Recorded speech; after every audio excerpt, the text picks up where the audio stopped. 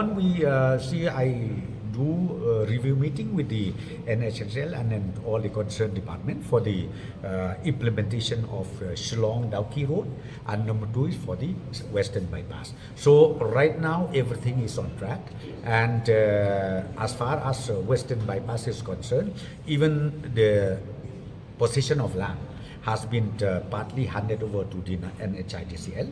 Both the DCs, one is from East Castles and number two is from Riboy district. So land possession has been handed over partly, and very soon I'm very sure we'll be able to hand over the entire stretch of this road length, whatever, to the NHIDCL, because the work order also has been issued to the contractors. Well, the Shillong-Dawki road, the work is has just started again. I think you must have seen it, be it the 4-lane or be it the package 2, package 1, package 2 and package 4. They have just started, and I'm very sure. Of course, I don't have the percentage of work done, but maybe very soon I will get all the details from the NHIDCL.